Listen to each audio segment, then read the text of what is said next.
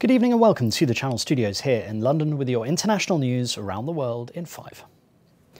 Thousands of Afghans have taken to the streets in Kandahar to protest against the Taliban over evictions. Local media footage showed crowds of people blocking a road in the city. The protests happened after around 3,000 families were asked to leave a residential army colony. The affected area is predominantly inhabited by the families of retired army generals. They have been given 3 days to vacate the premises.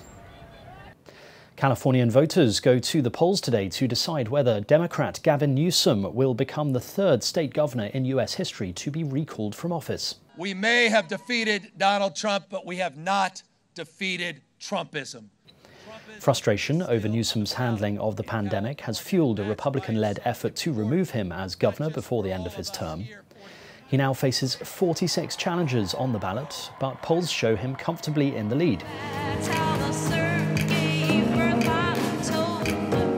President Joe Biden has supported Newsom at his final campaign rally on Monday evening. Russia's President Vladimir Putin is going into self-isolation because of coronavirus cases in his inner circle.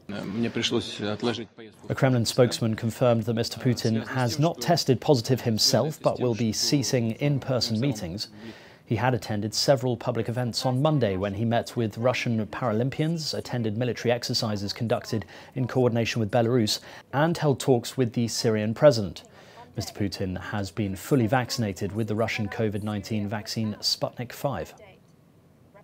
Norway's opposition Labour Party is starting coalition talks after its landslide election victory ended 8 years of Conservative rule.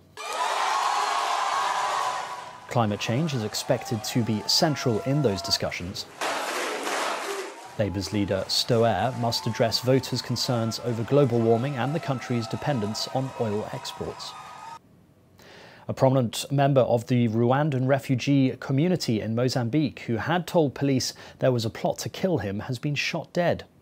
Revocat Karimangingo had been a lieutenant in the Rwandan army that was overthrown in 1994 by forces led by President Paul Kagame.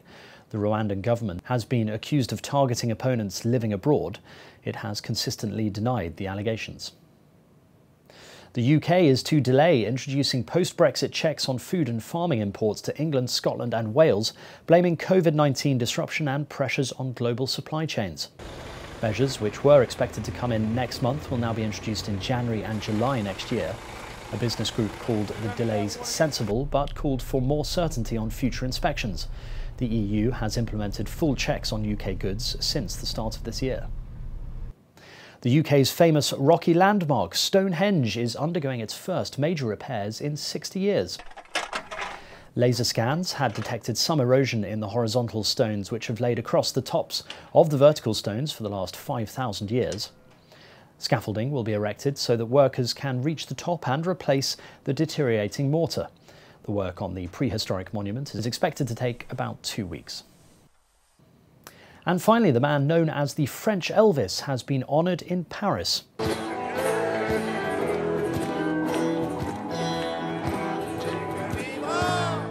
A homage to Johnny Hallyday started with a mini-concert, bringing together the last 5 musicians who played alongside the rock star.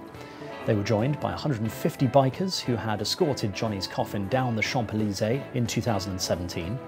France's King of Rock died that year at the age of 74 after a battle with lung cancer. The statue also paid homage to one of France's most beloved rock stars. And that's your international news around the world in 5. Now back to the Channel Studios in Lagos.